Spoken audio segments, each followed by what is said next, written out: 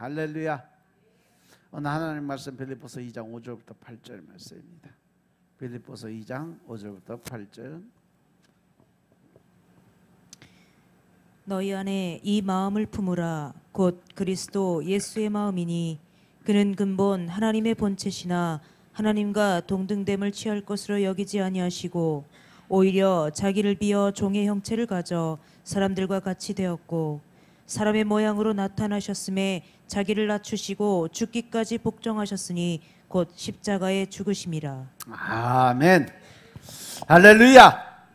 우리 하나님 참 좋으신 하나님이십니다. 아멘. 이 시간도 하나님의 은혜와 평강이 여러분들과 여러분의 가정과 직장과 사업장 그리고 여러분들 자녀들까지 하나님의 은혜가 흐르고 넘치도록 채워지길 주의 이름으로 축원합니다. 자, 우리 따라합니다. 난 예수님 안에서 모든 사람들을 이해하고 용서하고 사랑하겠습니다. 자, 우리 선포기도 드립니다. 나사렛 예수의 이름으로 명하노니 내 안에 가난의 영, 채무의 영은 떠나갈지어다. 내 앞에 하나님의 축복을 가로막는 모든 악한 영들은 속히 떠나갈지어다. 내 죄로 인해서 나를 떠나갔던 모든 영권, 인권, 물권은 속히 회복되어 돌아올지어다.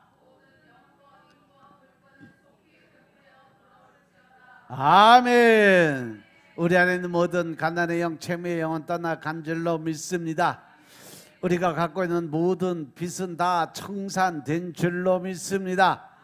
내 앞에 하나님의 축복을 가로막는 모든 악한 영들이 떠나간 줄로 믿습니다.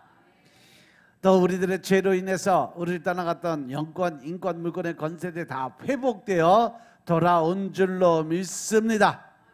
할렐루야. 이 시간 하나님께 영광을 드리는 귀한 시간 되시길 주의 이름으로 축원합니다.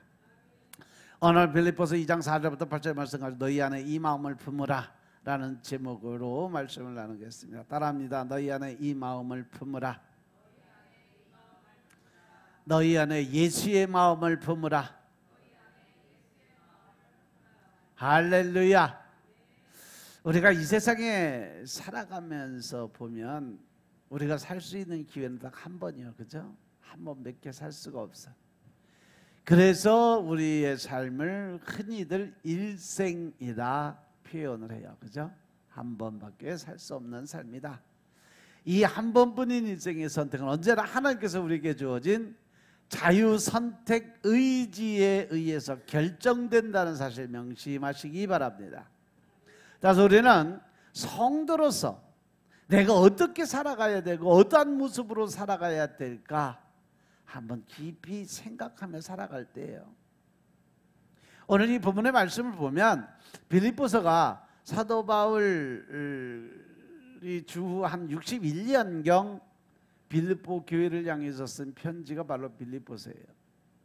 사도 바울이 2차 전도 여행 때 세운 유럽 최초의 교회가 바로 이 빌립보 교회고, 이 빌립보 교회가 최초의 여자 목사가 심부를 하던 곳이 바로 빌립보 지방의 교회, 빌립보 교회. 그 여자가 누구요? 바로 루디아라는 여자가 자기 집에서 이 교회 그 신앙생활을 하게 만들고 예배를 드리고 자기 집을 교회로 내놓고 거기서 최초의 교회가 성립이 된 것이 바로 이 빌립보 교회예요. 예수 그리스도를 가장 먼저 영접한 루디아 같은 신실한 성도들이 있었기 때문에 세워질 수 있었던 교회. 이 빌립보 교회는 사도 바울이 떠난 후에도 건강하게 성장을 했고, 특별히 사도 바울의 전도 여행과 사도 바울의 순교하기까지 많은 기도와 선교에 후원을 했던 아주 모범적 교회가 바로 이 빌립보 교회예요. 하지만 모든 교회가 완벽할 수는 없어요. 여러모로 신앙심이 좋은 빌립보 교회도 유오디아와 순두계라는 교회의 주축 일꾼들이 하나가 되지 못하고 서로 파벌 싸움을 시작을 했어요. 여기서 이 안타까운 소식을 접한 사도 바울이 빌립보 교회에 서신을 보낸 것이 바로 이 빌립보서. 사도 바울은 빌립보 교회 성도들이 세상 사람들보다는 본이 되는 삶을 살기를 원했어요. 또 한 가지 이유는 초대교회가 예수 그리스도를 믿는다는 한 가지 이유로 인해서 엄청난 박해를 받고 순교의 어떤 피를 흘려야 되는 상황 속에서 그들이 고통 가운데 있는 성도들을 위로하고 예수님으로 인해서 더 굳세게 서기를 원했기 때문에 그들을 세워주기 위해서 보낸 편지죠. 이 앞에 4절의 말씀을 보면 각각 자기 일을 돌볼 뿐더러 또한 각각 다른 사람들의 일을 돌아보아 나의 기쁨을 충만케 하라라고 하셨어요. 여기서 돌본다는 단어가 반복해서 사용되는데 서로 다른 상황이에요. 먼저 자기 자신을 돌봐야 된다는 거죠. 나의 신앙관을 지켜야 된다. 이것은 성도 개개인이 맡은 개인의 일에 책임감이 있는 자세와 성실함을 이야기합니다. 자기 자리에서 최선을 다하는 모습, 자기 성찰이 우선이라는 거죠. 나를 냉정하게 보면 한심할 때 참 많아요. 참으로 연약하고 부족한 삶을 살아가고 있는 게 내 자신인 것을 보게 돼요. 그래서 대부분 사람들은요, 자기를 직접 바라보는, 직면하는 것을 아주 꺼려해요. 그래서 나를 돌아보기 전에 남들을 판단하고 심판하고 정죄하기 좋아하지, 내가 잘못함으로 해서 나로 인해서 이렇게 뭔가 잘못했다라고 인정하기 싫어한다는 거죠. 따라서 우리는 늘 하나님의 말씀 안에서 나를 돌아볼 수 있는, 그 말씀에서 나를 찾을 수 있는 삶을 살아야 된다는 사실 명심하시기 바랍니다. 그래야 나를 내려놓고 내가 하나님과 더욱 친근해지고 더욱 하나님을 의지할 수 있는 그러한 믿음이 생길 수 있는 거예요. 또한 자기 일을 돌본다는 것은 자기 주변과 가까운 분들을 우선적으로 돌볼 수 있는 그러한 마음, 고아와 과부를 우선적으로 바라볼 수 있는 마음, 내가 나를 돌아보는 것이 아니라 내 주위에 힘들고 어렵고 고난 그 삶 속에 살아가는 사람들을 바라볼 수 있는 그 마음, 내 가족에게도 못하면서 타인에게 잘한다고 볼 수는 없다는 거죠. 그래서 두 번째는 나를 돌아보는 게 아니라 다른 사람들, 타인을 돌볼 수 있는 마음을 가져야 된다. 참견의 개념이 아니라 주의 깊게 살펴서 필요한 도움을 줄 수 있는 마음을 가져야 된다. 왜 빌립보 교회에 다툼이 있었을까? 그것은 서로 사람의 마음이 하나가 되지 못하고 상반된 마음으로 서로 자아를 세우고 자기 주장을 세우기 때문에 그래요. 서로 돌아보지 않아서 그렇죠. 직접적으로 타인을 돌보는 사람들도 있음을 감사드려야 돼요. 그런데 가끔은 간접적으로 돌아볼 수 있는 마음도 있어야 된다. 우리 교회가 가지고 있는 본질적인 것은 바로 선교 후원을 하는 것의 본질적인 걸 많이 가지고 있어요. 그래서 우리 교회의 어떤 일보다는 다른 사람들이 힘들고 어려운 걸 우선적으로 해결하는 그러한 시스템을 갖추고 있어요. 그래서 우리 노예 그 많은 목사님들 그래요. 유 목사님은 도대체 왜 당신의 교회에 성전은 안 짓고 왜 외국에다가 자꾸 교회를 갖다 세우면서 다른 사람들을 위해서 이렇게 하냐. 우선은 내 교회가 단단하게 쓰고 내 교회가 제대로 서야 다른 사람을 도와줄 수 있는 거 아니냐. 그것도 국내도 아니고 해외에 나가서 먼 나라 가서 교회를 7개, 8개씩이나 짓고 학교도 짓고 그렇게 하면서 어떻게 당신 교회는 질 생각을 안 하냐. 구박도 많이 해요. 그런데 하나님의 뜻이 그것에 합하지 않으면 그건 아니죠. 하나님 원하시는 게 우리 이 땅의 교회보다는 외국의 하나님을 믿지 않는 우상의 나라들의 교회를 세우고 그들을 통해서 그쪽에 복음화를 하는 게 먼저 우선이라는 거죠. 이 땅도 하나님의 땅이지만 그 땅도 하나님의 땅이에요. 전 세계가 다 하나님의 땅이고 하나님의 밭이고 하나님의 그 사람들이 사는 곳이에요. 그렇기 때문에 이 땅이나 저 땅이나 뭐 국내나 외국이나 다 하나님 보시기에 똑같은 자리인 것임을 깨달으시기 바랍니다. 그래서 선교제 후원하는 일, 불우이웃 돕기를 꾸준히 하는 사람들, 그리고 군선교나 미자립교회 후원금을 아낌없이 드리는 분들, 이렇게 보면 참 감사한 마음이 있어요. 우리 교회에서도요, 새로 개척하고 힘들고 어려운 교회들, 여러분들 알게 모르게 도와주는 교회들, 세워진 교회들 많아요.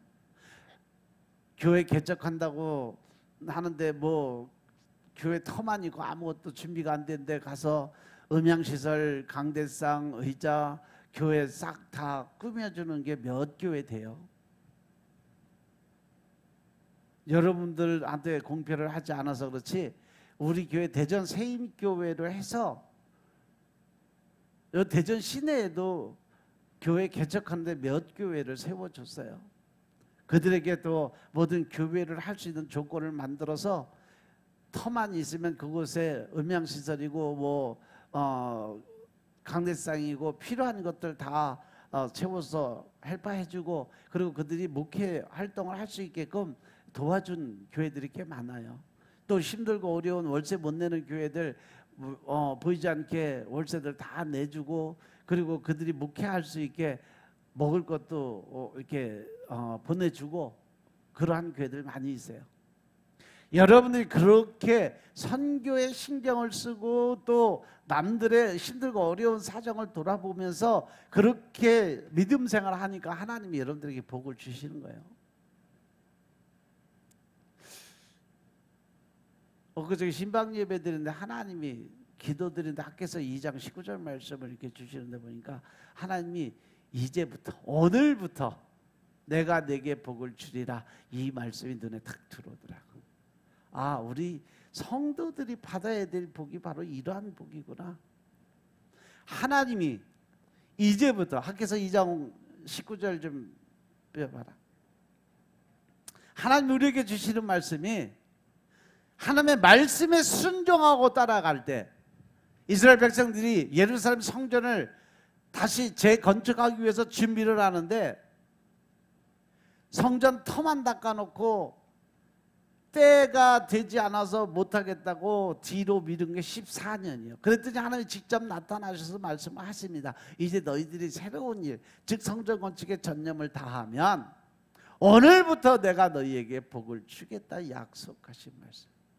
지금 하나님의 말씀에 순종하고 따라가면서 하나님의 말씀을 의지하고 그 말씀의 뜻대로 행함을 나타낼 때, 그냥 오늘부터 내가 너한테 복을 준다는 게 아니라 말씀에 순종하고 그 말씀을 의지하고 나아갈 때 내가 너에게 복을, 언제부터? 오늘 지금 이 순간부터, 오늘부터 내가 너에게 복을 주겠다. 그 복이 바로 여러분들의 축복이 되시기 위해서 축원합니다. 이제부터 여러분들이 말씀에 의지하고 나가고 하나님 말씀을 따라 순종하는 삶을 살아가고 그 안에서 하나님의 명령하신 것을 죽기 살기로 지켜야 돼요. 그래야 내가 오늘부터 복을 받을 수 있는 준비가 돼야 돼요. 그냥 받아들인 건 오늘부터 내가 너에게 복을 준다 이 말씀만 받아서 아무것도 안 하고선 받을 복 아무것도 없어요. 하나님이 늘 내가 너에게 뭘 주겠다 약속하시는 부분에 가면 그 앞에 뒤에 반드시 이렇게 했을 때 이렇게 하면 하는 전제 조건을 항상 걸어놔요. 그렇기 때문에 내가 복 받는, 이렇게 해준다고 한 그 말씀이 중요한 것이 아니라 네가 이렇게 하나님의 은혜의 축복 안에 들어가려면 넌 반드시 이거를 지켜야 돼. 근데 사람들은 이 지켜야 되는 부분은 다 잊어버려. 생각을 안 해. 그냥 주겠다라는 말씀만 받아. 그러니까 문제 해결이 안 되는 거예요. 하나님의 말씀은요 항상 앞뒤로 재서, 성경 말씀도 앞뒤로 재서 최소한 3절에서 5절 전, 뒤, 최소한 그 절 이해하기 위해서는 10절 이상을 봐야 그 말씀의 온전한 뜻을 깨달을 수 있다는 사실 명심하시기 바랍니다. 우리는 이러한 사랑을 입은 하나님의 자녀들이에요. 그래서 이 땅의 희망은 예수 그리스도를 믿는 하나님의 백성들, 즉 성도 인도라고 볼 수 있어요. 여러분들이 바로 지금 이 시대의 희망인 것임을 깨달으시기 바랍니다. 그래서 5절에 보니까 너희 안에 이 마음을 품어라 곧 예수 그리스도의 마음이니, 그러면 예수 그리스도의 마음은 어떤 마음입니까? 왜 오늘날 교회가, 목회자가, 성도들이 이 세상 사람들의 손가락질을 받고 살아갈까? 예수 그리스도의 이름, 하나님의 이름은 있는데 그 안에 하나님의 마음, 예수 그리스도의 마음이 없기 때문에 그래요. 하나님께서 중요하게 여기는 것은 우리가 겉으로 나타나는 행위의 모습이 아니에요. 우리의 동기와 그 깊은 곳에 있는 마음, 즉 하나님이 가지고 있는 소망을 보시는 거죠. 토마스 아퀴나스가 뭐라고 했냐면, 사람은 행동을 보고 하나님은 의도를 보신다. 사람은 겉으로 그 사람의 어떤 행위적 모습만을 보지만 하나님은 그 행위적 모습 상관없다. 내 마음이 어디 있느냐, 이걸 찾는다는 거죠. 내 중심이 어디 있느냐, 이것을 바라보시는 게 하나님이라는 거죠. 새벽기도, 주일 성수모, 11조 많은 헌신은 정말 중요해요. 그러나 그것은 신앙을 담는 그릇일 뿐이지 믿음의 본질, 신앙의 본질은 아니다. 신앙의 본질은 예수님의 마음을 소유하는 것임을 믿으시기 바랍니다. 아멘. 당시 로마 문화는요, 강함과 자신감을 미덕으로 생각해서 겸손을 언급하면 패배자로 여기는 시대에도 불구하고 사도 바울은 겸손함이 교회의 연합과 하나님의 영광을 드러내는 일이라고 강조하고 있어요. 용맹과 용기를 가지고 사는 사람들은 겸손과 온유를 바라보면 패배자라고 이야기를 해요. 인정을 안 해요. 약한 자다라고 해요. 하지만 하나님은 약한 데서 강함을 나타내는 분이심을 깨달으시기 바랍니다. 이 예수님의 마음을 3절에서 말씀을 하시는데, 아무 일에든지 다툼이나 허영으로 하지 말고 오직 겸손한 마음으로 각각 자기보다 남을 낮게 여길 수 있는 마음을 가져라. 다툼이나 허영으로 하지 말라는 말씀은, 다툼은 나를 먼저 내세우기 때문에 대부분 생기게 될 수 있는 논쟁이에요. 내가 높아지려는 마음, 내가 남들보다 나아지려는, 잘나고 싶은. 허영이라는 것은 자신의 이름을 드러내는 일과 목적을 가지고 타인을 이용하는 거예요.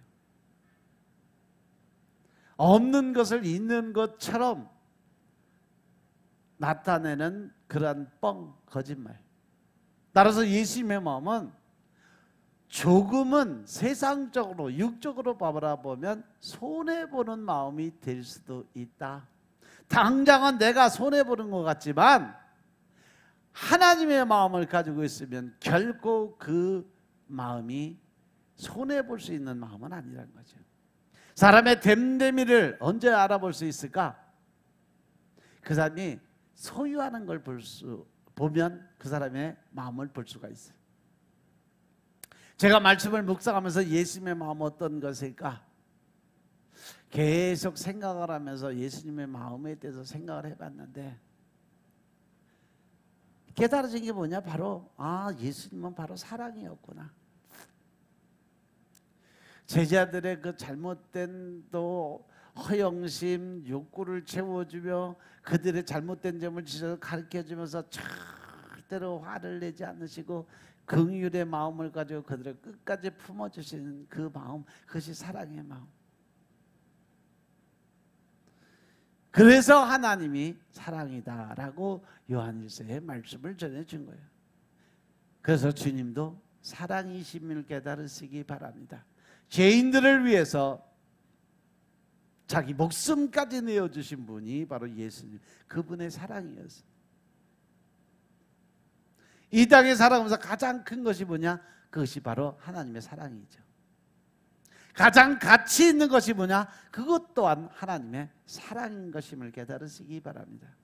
현재 우리 주변의 모든 문제는 이 사랑이 없으니까 문제가 생기는 거예요. 교회에서도 서로 사랑하면 내가 아닌 내가 먼저 할 수 있는 그런 일을 만들어가요. 내가 높아지기보다는 남을 높일 수 있는 그 마음을 가진 자들. 우리는 이러한 사랑을, 이 예수 그리스도의 사랑을 다시 회복하는 삶을 살아야 될 줄로 깨달으시기 바랍니다. 그 예수님의 대표적인 마음이 바로 자기를 낮춘 겸손과 온유의 마음인 것임을 믿으시기 바랍니다. 마태복음 11장 29절의 말씀은 나는 온유하고 겸손하니 나의 멍에를 메고 내게 배우라고 말씀하셨어요. 예수님 하나님 앞에서 죽기까지 복종하셨다고 말씀하십니다. 복종은 강한 단어요. 권유가 아니라 명령이고 강제성이 있어요. 하지만 예수님의 복종은 자발적인 복종이었음을 깨달으시기 바랍니다. 대부분 사람은 어쩔 수 없어서 복종하고 상황이 그러니까 복종하기도 하지만 예수님은 철저하게 하나님의 말씀에 순복하신, 즉 순종하면서 복종하신 그러한 분이었음을 깨달으시기 바랍니다. 그러면서 예수님은 그렇게 말씀하세요. 내가 이렇게 하였으니 너희도 이렇게 하는 것이 마땅하니라. 할렐루야. 그래서 우리는 좀 더 낮아지는 마음으로 겸손과 온유로 무장될 수 있어야 된다. 신앙인의 성숙함의 척도는 뭘까? 칼빈이 신학자는 복종이라고 그랬어요. 신앙의 성숙함은 얼만큼 하나님의 말씀에 복종하는 삶을 살아가느냐. 아브라함의 믿음이 좋다는 평가를 어떻게 받았어요? 그가 100세에 어렵게 얻은 하나밖에 없는 자녀를 그 나이 이제 15세 16세 그때 가장 왕성할 때 하나밖에 없는 자녀를 번제로 드리는 말도 안 되는 말씀에 순종했을 때 아브라함의 믿음을 평가해 주셨어요. 주님의 마음은 동일시의 마음이라고 그래요. 타인이 아프면 함께 아프고 힘들면 함께 힘들어하는 마음. 이것이 우리가 사역할 때 보면 우리에게 그러한 은사가 오면 무슨 은사가 들어와요? 무슨 은사 들어와요? 전위 은사라고 그러잖아요. 그 사람의 마음, 그 사람의 아픔, 통증, 또 그 사람의 그 모든 것을 대신 아파주고 대신 치료할 수 있는 능력을 받는 것이 전위 은사라고 그래요. 그래서 그 사람에게 손대고 기도 드릴 때 그 사람의 아픈 마음이 오든가 아니면 통증이 오든가 또 아픈 그 부분들이 다 같이 통증을 느끼면서 그것을 이겨냈을 때 그 사람이 치유받는 역사가 일어나요. 그것이 바로 예수 그리스도의 십자가의 마음인 것임을 깨달으시기 바랍니다.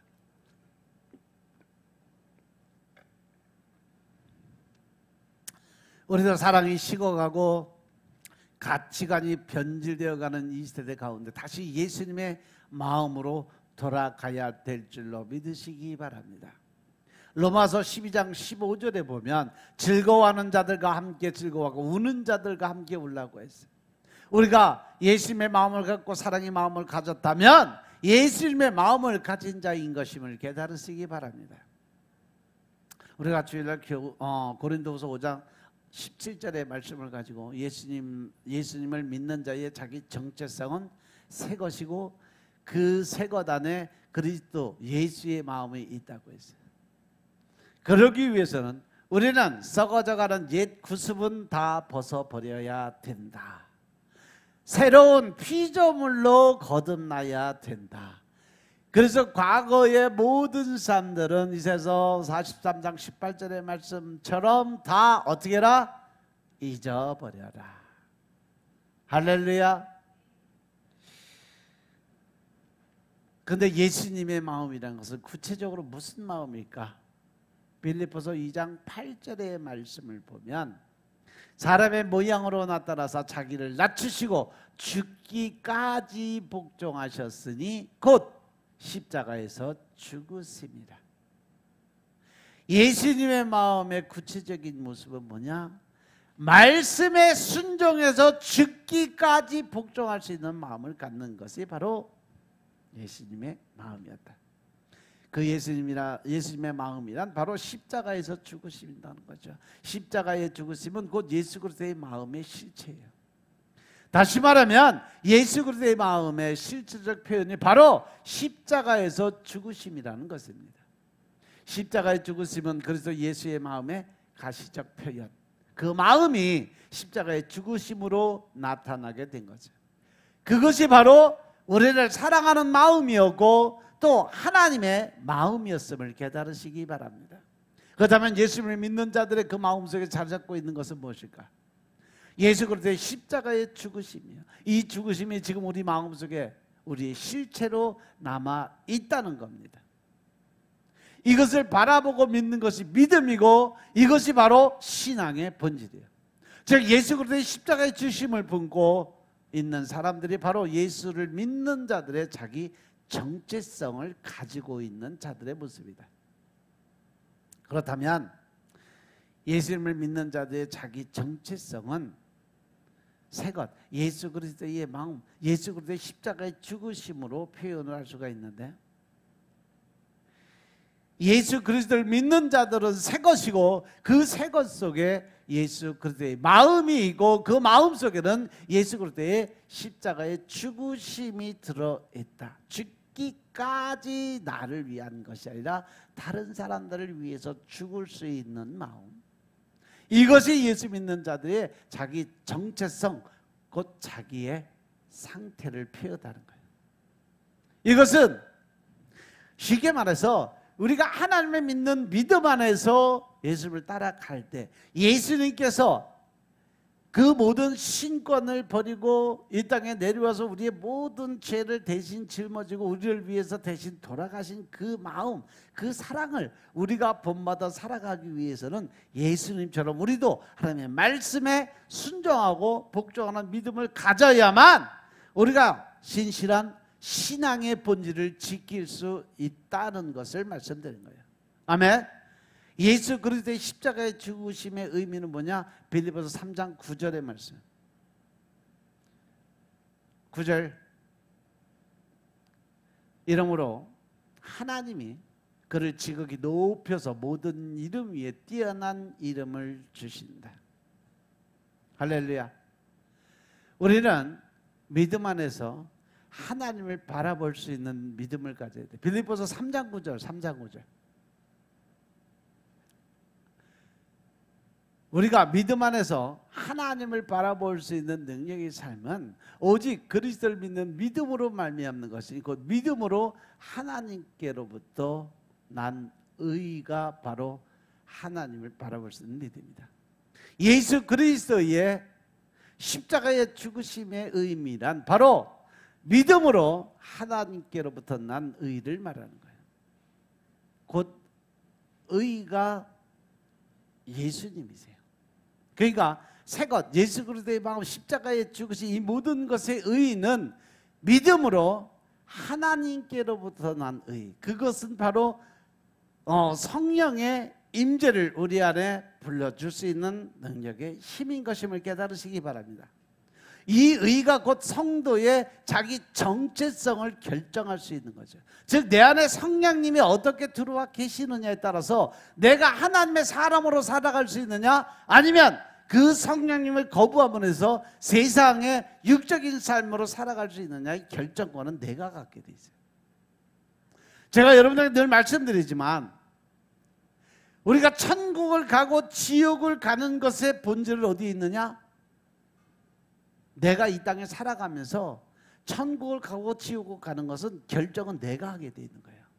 내가 이 땅에서 어떻게 사느냐, 하나님의 말씀에 순종하며 하나님의 의를 드러내고 또 예수 그리스도의 십자가의 그 죽으심을 내가 바라보면서 나도 그렇게 살기를 갈구하며 살아가느냐, 말씀에 의지하고 순종하며 따라가느냐, 아니면 내 의를 드러내며 세상과 타협하고 사람들의 소리 들어가면서 적당히 타협하며 살아가는 그러한 믿음의 형태를 보이느냐, 이것에 따라서 내가 천국 가고 지옥 가는 것이 여기 이 땅의 삶에서 결정된다는 사실 명심하시기 바랍니다.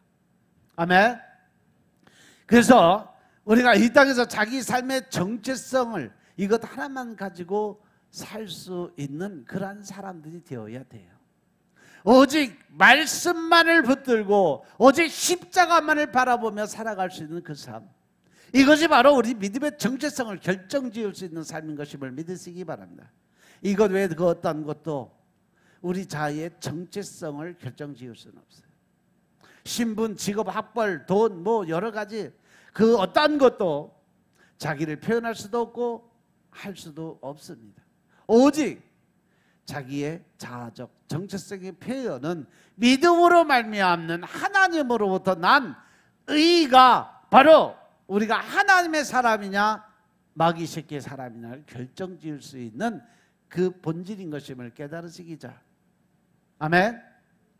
빌립보서 3장 7절 8절 보니까 그러나 무엇이든지 내게 유익하던 것을 내가 그리스도를 위하여 다 해로 여길 뿐더러 또한 모든 것을 해로 여김은 내 주 그리스도 예수를 아는 지식이 가장 고상함을 인합니다. 내가 그를 위하여 모든 것을 잃어버리고 배설물로 여김은 그리스도를 얻고 다음 9절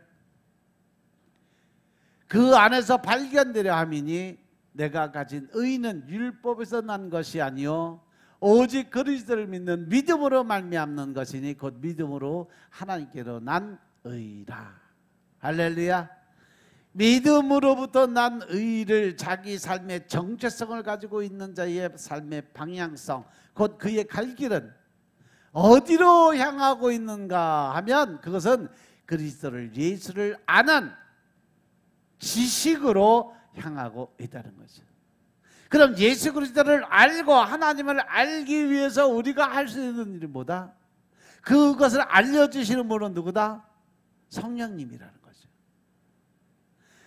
내가 또 다른 부에서 성령을 너에게 보내주는데 그 성령이 하시는 일이 뭐다? 하나님을 너희가 아는 것 모르는 걸 깨닫게 하고 또 기억나지 않는 거 기억나게 해주시고 그 뒤에 진리가 무엇인지 즉 하나님이 어떤 분인지 말씀이 어떤 것인지 예수님이 어떤 것인지를 알려주시는 분. 할렐루야. 따라서 우리는 하나님의 의 즉 성령님을 통해서만 하나님의 의를 깨닫고 예수님의 의를 깨닫게 된다는 것임을 깨달으시기 바랍니다. 자기 정체성이 확보된 사람들에게 발생되는 현상은 예수 그리스도를 아는 지식으로 집중하는 거예요. 왜 이 지식을 향해서 갈 수 있느냐? 이 지식의 끝이 어디냐? 바로 영생이라는 것과 연결이 되어 있어요. 그것이 바로 천국 백성으로 인정받을 수 있는 조건이기 때문인 것임을 깨달으시기 바랍니다. 사도 바울이 말해요. 이 지식 외에 다른 모든 것은 자기 손에서 손실이고 손해다. 장사하는 사람들은 절대 손해보는 짓을 안 해요. 장사해봐서 알지만. 그죠? 이익을 남기면서도 이렇게 팔면 손해예요. 믿지고 장사하는 거예요. 뻥이요 다 그거. 절대 손해보고는 안 팔어. 우리들에게 손해본다는 것은 무엇일까? 바로 내가 하나님을 잃어버리는 거예요. 그래서 예수를 아는 지식 외에 다른 것에 올인하는 것. 이 지식 외에 다른 것에 눈을 돌리면 그것이 그 사람에게는 손해고 손실이라는 거예요. 이것은 사도 바울이 지금까지 세상적 지식의 최고 학벌을 자랑했고 최고의 학문, 최고의 지식인으로 살다가 보니까 자기가 과거에 예수님을 모르고 성령의 임재, 성령의 세례를 받기 이전에는 그것이 전부인 줄 알고 최고인 줄 알고 살았는데 성령의 세례를 받고 예수님을 알고 나니까 하나님의 말씀의 뜻을 깨닫고 나니까 이 세상의 것은 아무것도 아니다. 이건 세상의 똥물과 같다라는 것을 깨달았다는 거죠. 그래서 오직 예수 오직 한 길로만 걸어가겠다고 고백을 한 거예요. 오직 예수 그리스도를 아는 지식만이 유익이 된다는 거예요. 그래서 이것 외에 다른 것은 다 배설물로 여길 수밖에 없다라고 고백했음을 믿으시기 바랍니다. 그런데 우리는 과연 그렇게 살고 있느냐는 거죠. 나는 사도 바울이 그렇게 살았다는 건 머리로는 이해가 돼.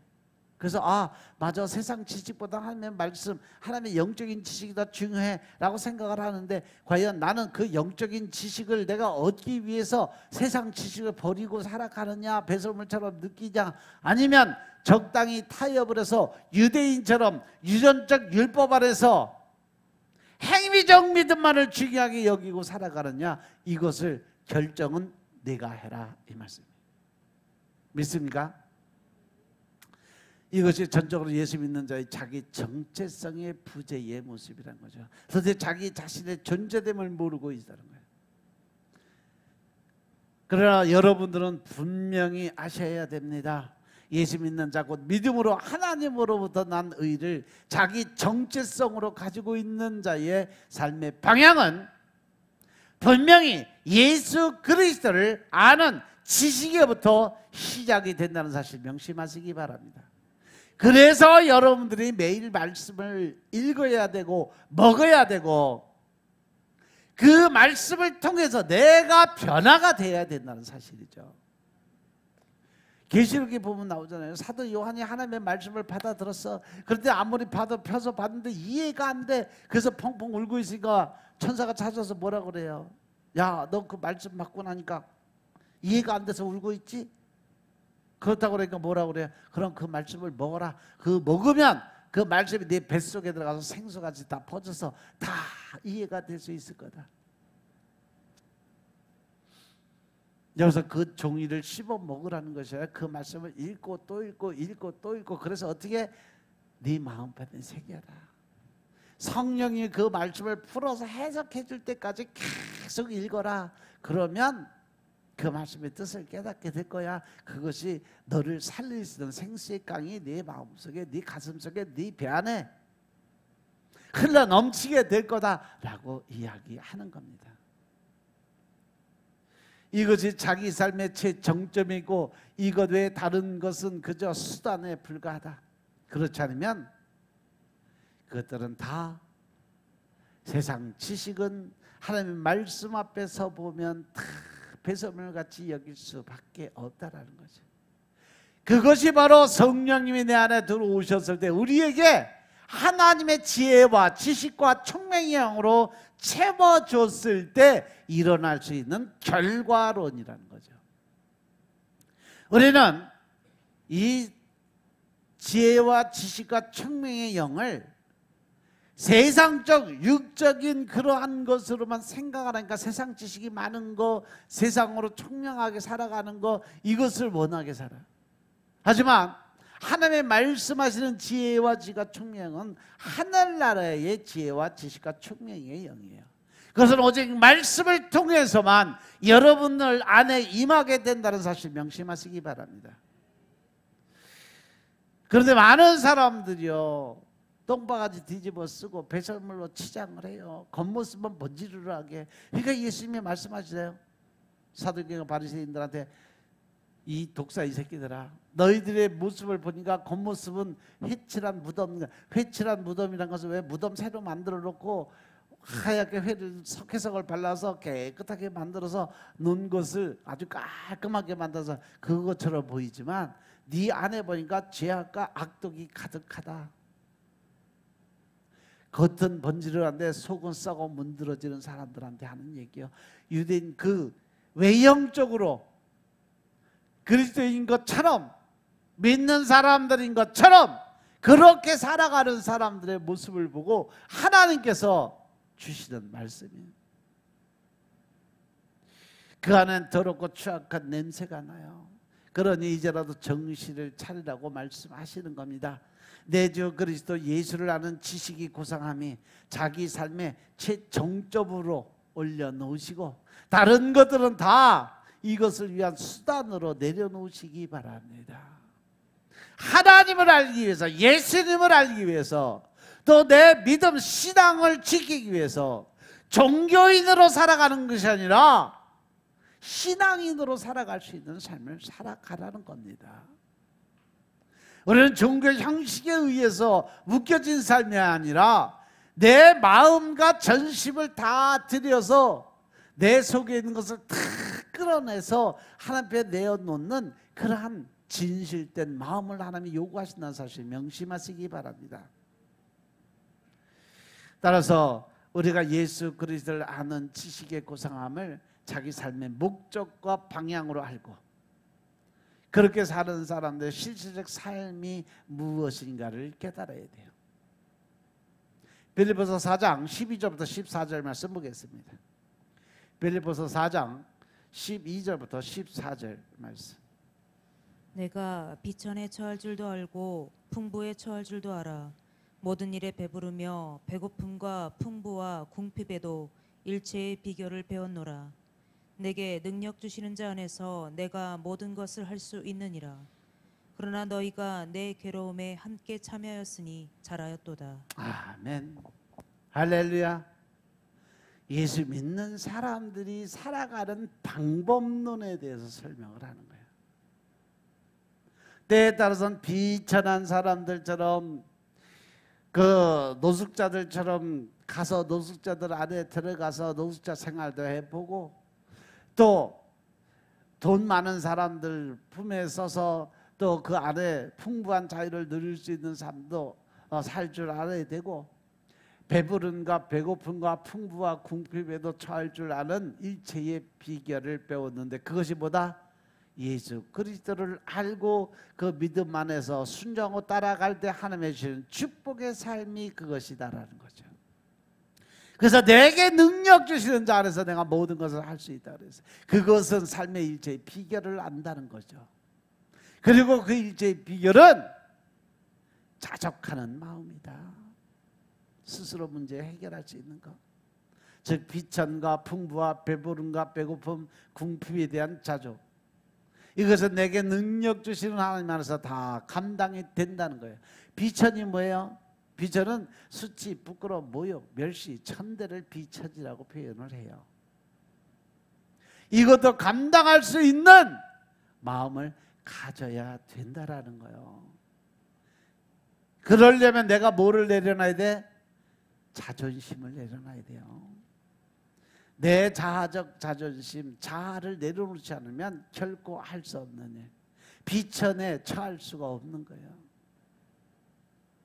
배가 고프면 배고픈 대로, 배가 부르면 부른 대로, 궁핍하면 궁핍한 대로 자족하는 마음을 가질 수 있어야 된다. 이 말은 여러분들 잘못 오해하면 잘못 해석할 수가 있어요. 이 말은 되는 대로 그냥 대충 살라고 주시는 말씀 아닙니다. 이 말씀은 내 주 그리스도 예수를 아는 지식의 고상함은 그 어떤 환경에서도 침해받지 않는다는 사실을 적시한 거예요. 하나님을 믿는 믿음은 절대로 자로나오나 흔들림이 없어야 된다. 어떤 자리에서든지 끝까지 그 자리를 지키고 고수할 수 있는. 그래서 결과적으로 결론의 그 끝은 가장 큰 축복의 통로로 들어갈 수 있는 길이라고. 지금 현실에 아무리 힘들고 어렵고 또 내가 고난과 고통 속에 산다 할지라도 끝까지 하나님을 의지하고 나아갈 때 그 하나님이 내게 능력 주시는 자 안에서 내가 모든 걸 할 수 있다는 믿음을 가지고 나아갔을 때 하나님은 반드시 하나님의 사람들로, 하나님의 백성들로, 하나님의 군사들로 모든 걸 바꿔주신다는 사실을 믿으라는 겁니다. 아멘. 이러한 것이 예수 믿는 자의 분명한 자기 정체성을 찾아가는 거다라고 말씀하는 겁니다. 이것은 우리가 세상에 살아가면서 고스란히 드러나요. 여러분들이 배고플 때, 궁핍할 때 나타날 수 있어요. 여러분들이 배부를 때, 풍부할 때 드러납니다. 여러분들이 그때 무엇을 찾아갈지 그때 모습을 보면 여러분들이 어떠한 모습으로 살아가는지 나타날 수 있어요. 여러분들은 이 땅에 사는 그리스도인들이에요. 믿습니까? 그렇다면 다른 변명은 하지 마세요. 예수 그리스도, 예수 믿는 자의 자기 정체성을 분명히 아시고 그 정체성을 늘 머릿속에 새기고 나보다는 남을 먼저 인정할 수 있는 삶을 사시길 주님으로 축원합니다. 나보다는 남을 먼저 높여줄 수 있는 마음을 갖고 사시길 주님으로 축원합니다. 늘 약한 자의 편에 서서 그 약한 자를 강하게 만드는 자리에 들어서기를 주님으로 축원합니다. 그리고 이 정체성을 반드시 자녀들까지 보고 배울 수 있도록 본보기의 삶을 사는 여러분의 삶이 되시길 주님을 축원합니다. 그것이 여러분의 자식을 살리는 유일한 방법이고 길인 것임을 깨달으시기 바랍니다. 제가 늘 여러분들에게 말씀을 드리지만 자식은 부모의 그림자라고 그랬어요. 그 부모가 어떻게 사느냐에 따라서 그 자식들이 어떻게 사는지 결정이 돼요. 그 자녀들의 인생의 그 모든 결정은요 3살부터 7살 사이에 그들의 모든 일생의 경험을 경험할 수 있는 조건, 정신력의 세계가 거기서 형성이 돼요. 어리다고 무시하지 말라는 거죠. 어리다고 너무 깔보지 말라는 거죠. 하나님이 만들어 놓은 인격체는 다 똑같은 인격체예요. 어른이라고 잘난 인격체고 애라고 못난 이거 아니에요. 여러분들이 영적인 세계, 영적인 그 사역 안에 들어가서 축사 사역을 하다 보면 귀신들하고 맞닥뜨려 싸울 때가 있는데 보면 꼬마 어린아이한테 들어있는 귀신이나 어른한테 들어있는 귀신이나 똑같아요. 힘이, 능력이, 권세가 오히려 애들한테 들어있는 게 더 세. 전에 비례동에 있을 때 자폐아 하나 왔었는데 걔가 불과 6살인가? 초등학교랑 8살이었구나. 8살짜리인데 얘 축사서 그 안에 있는 그 자폐 귀신을 빼는데 어른들 넷이 붙었는데도 으악 하고 소리 지르는 어른들 넷이 다 나가 떨어졌어.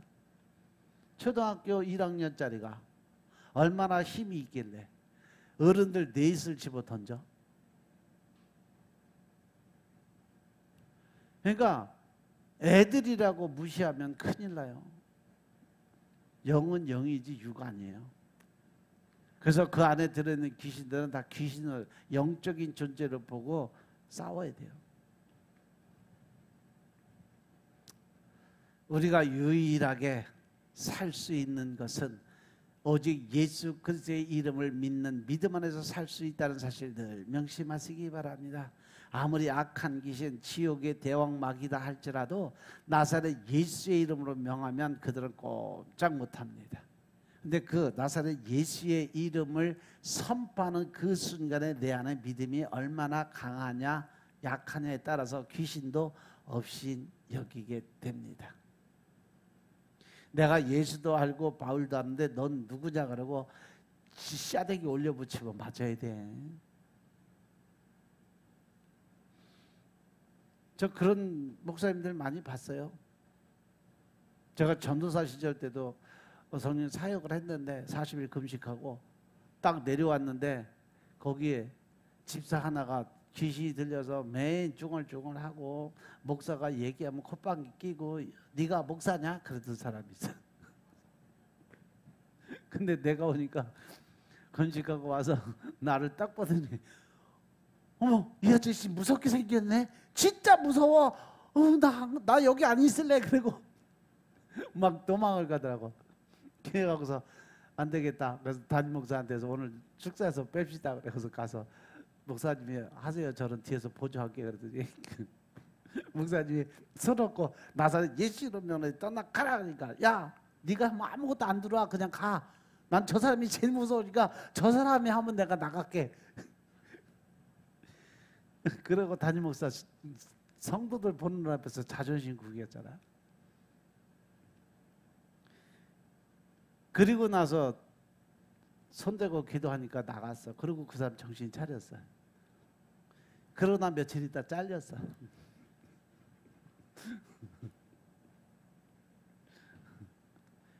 잘린 이유가 그거예요. 이상한 기운을 받아서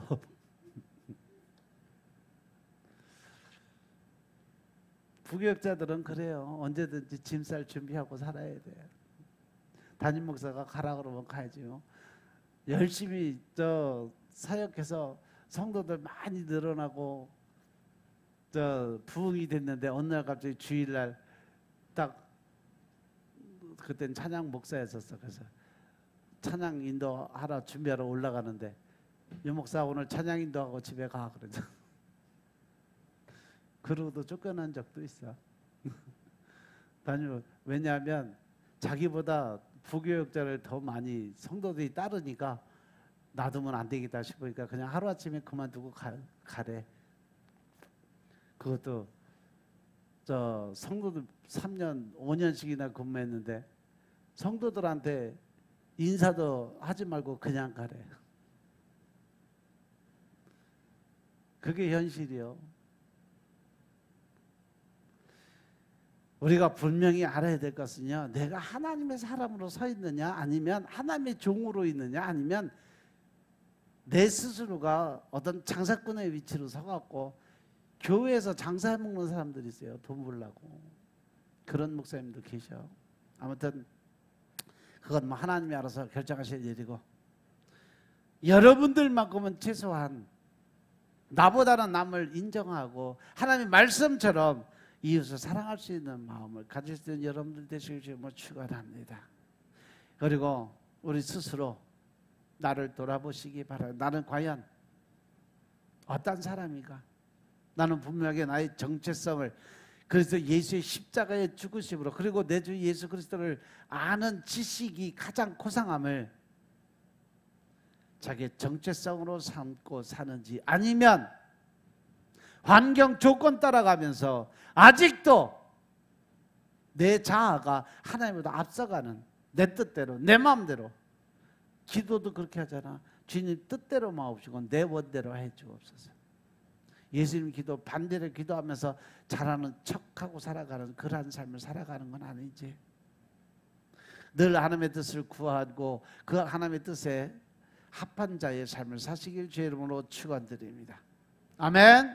바로 이것이 예수 그리스도를 닮는 예수 그리스도의 마음을 갖는 자의 모습인 것임을 깨달으시기 바랍니다. 기도드리겠습니다. 아버지 하나님 감사드립니다. 오늘도 우리가 은혜 안에서 하나님의 사랑을 알고 깨닫게 하시니 감사합니다. 늘 신령과 진정으로 살아갈 수 있게 주님이 아버지의 새 영, 새 마음을 갖게 하옵소서. 그래야 하나님의 계획대로 우리가 쓰임받게 하시고 능력 안에 삶을 살게 하시고 하나님의 의를 드러내며 주님의 계획하신 대로 우리가 쓰임받는 도구의 삶을 살 수 있도록 주여 축복하옵소서. 오직 성령의 임재를 통해 새 영, 새 마음을 갖게 하시고 하나님의 계획 안에서 우리가 늘 쓰임받는 도구의 삶으로 살아가게 주여 축복하옵소서. 성령님이 일하심이 지금 이 순간 나타내 보여지게 하시고 믿음 안에서 우리가 주님의 의를 드러내는 삶으로 바뀌어지게 하옵소서. 모든 말씀을 주 예수 그리스도로 감사드리며 기도드렸사옵나이다. 아멘.